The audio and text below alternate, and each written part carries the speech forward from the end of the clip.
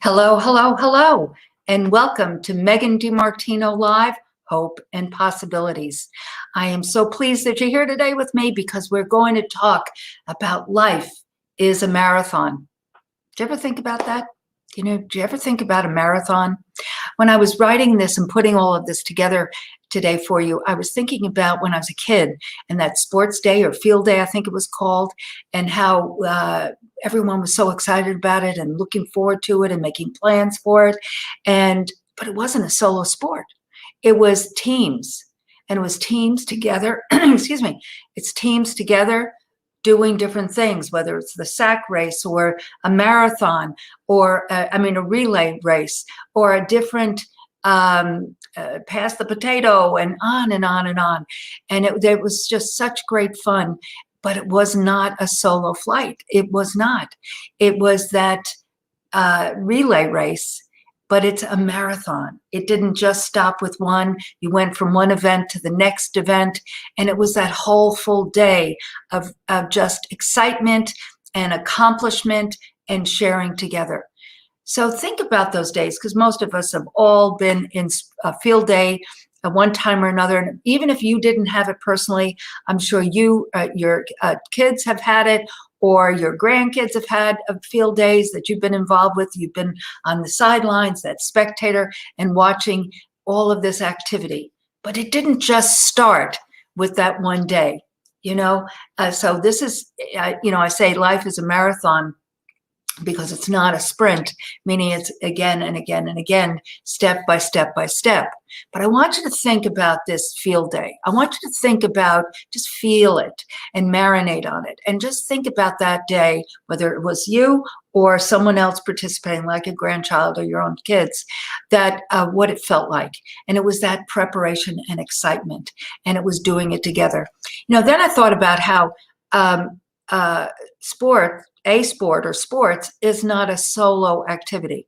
And I was trying to think about things that would be a solo activity, meaning not a team sport. I was thinking about mountain climbing. Well, hell's bells, if you didn't have a team with you, you'd fall down the mountain. So I'm talking about real mountain climbing, not just hiking, because you can do hiking by yourself. But those are very good things, and we'll talk about that in a minute, to recharge your battery. But that team sport, that field day activity, that relay race, that marathon, it is all doing it together. Because even a marathon like the New York City Marathon or the Boston Marathon, you are running, yes you are, but you might be in a team, that your running club, but there are people around you and you're pacing yourself against them and you're working not as a team. So it is somewhat solo-ish, but yet there are people around you. I was thinking about bird watching. Well, that's not a sport, but it is, you need the bird. You can't even do the bird watching by yourself, because I know people that do that. And they love birds. And so they're always watching birds, but you need the bird to be in that activity. So life is about doing it together. And that is what I want to talk about today, is doing it together, because we can't succeed alone. It is, I really should retitle this and say, and I will, that it's not a marathon, but that life is a relay race. And that is what it is, because a marathon is that's kind of the PS to this. But the title of this is Life is a Field Day. It's working together and doing it together in that field connection. And there are 4 steps to that. You have to have that team. You have to be in a team to do it together. Because, you think about today in your own work. I have a team. I don't do all of this by myself. I'm the team leader, but I don't do it by myself. I have people that are involved with me and helping me, whether it's my accountant, my CPA, to the vendor who manufactures the Novitas Spa clinical products, to my graphic artist, to my web designer, to my SEO manager, my social media people that work with me. I don't do this by myself. I can't do this by myself. There's not enough hours in the day, and I don't have the skill set. I don't have the skill set to do the specifics. So like in that field day, why did one person in that relay race type of thing, in that activity, why did they use that guy or gal at the end who was the fast runner? In the middle were the people that could withstand and pace.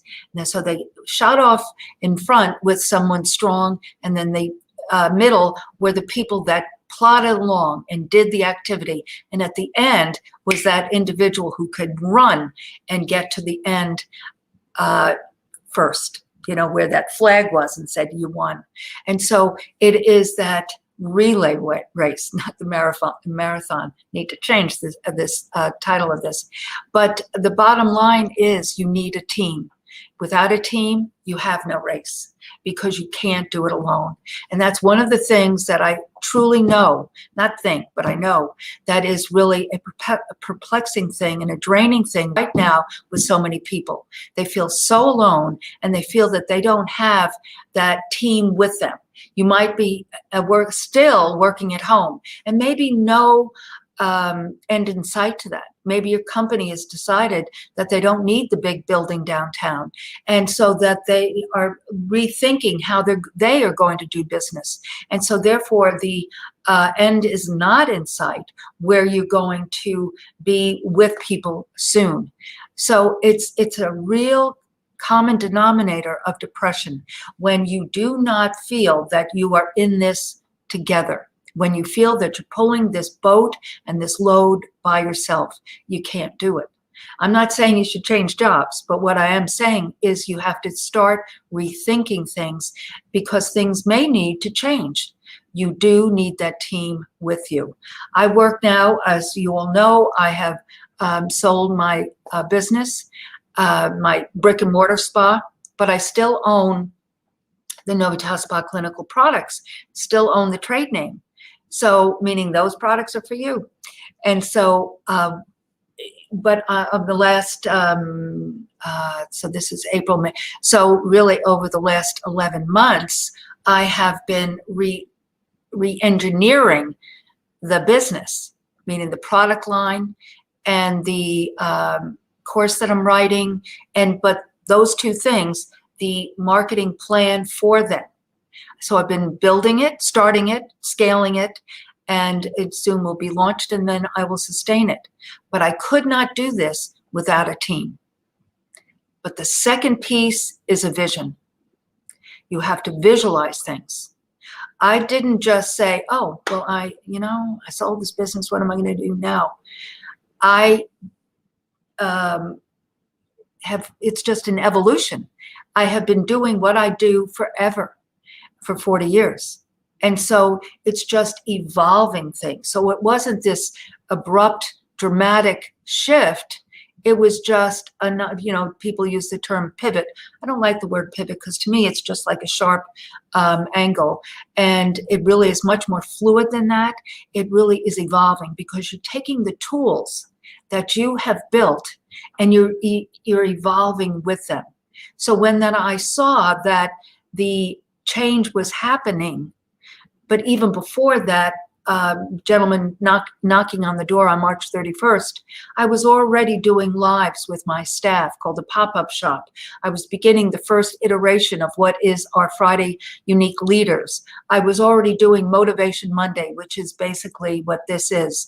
And so I was evolving those things. And then when it was clear that I was going to be selling the brick and mortar and not having the pressure of every day of that on my shoulders, I started putting other plans together.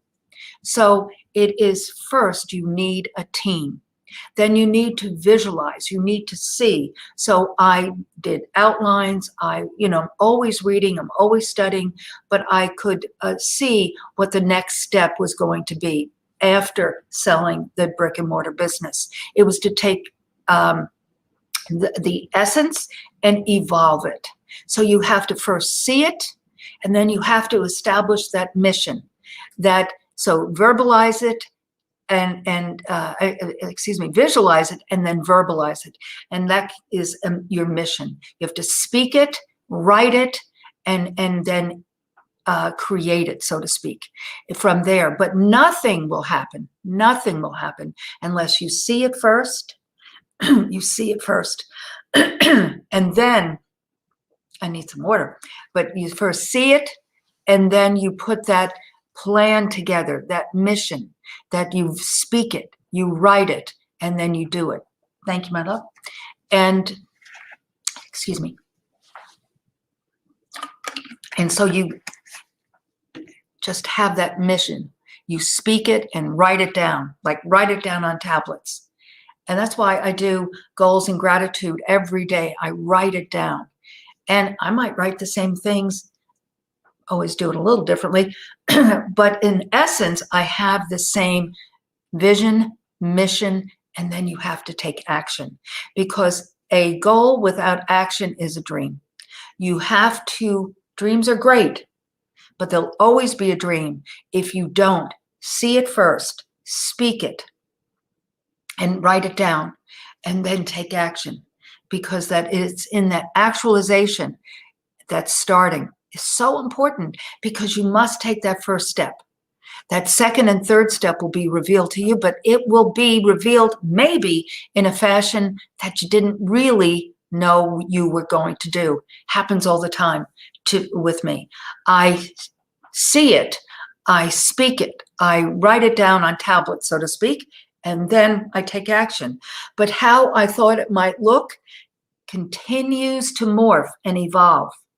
And I am cool with that. I am open to that. I am not rigid. You cannot be rigid, because nothing, again, will happen, because God is trying to guide you, but he can't send you an email, and he can't send you a text. He can't put an Insta, story on. You have to listen to that still, small, quiet voice, because God still speaks. But you have to have that vision. You have to, but it truly is imperative.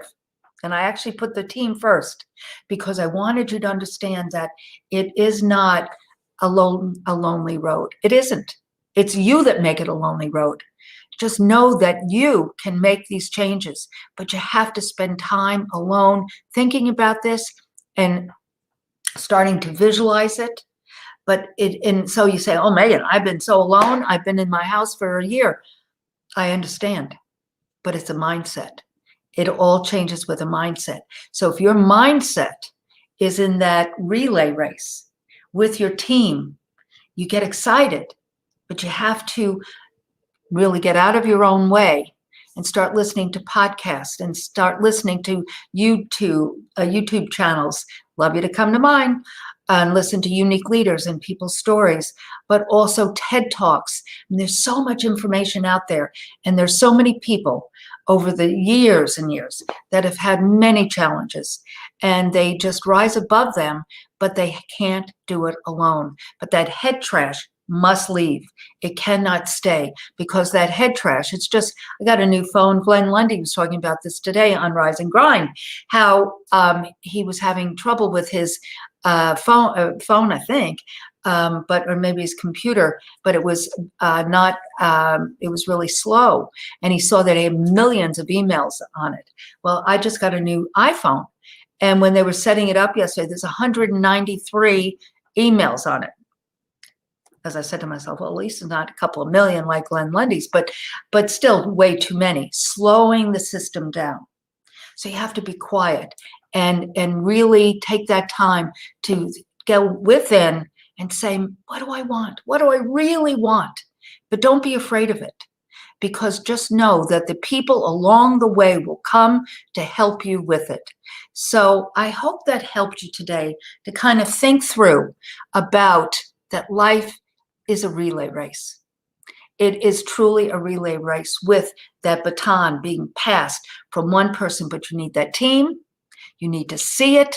You need to make plans in that day.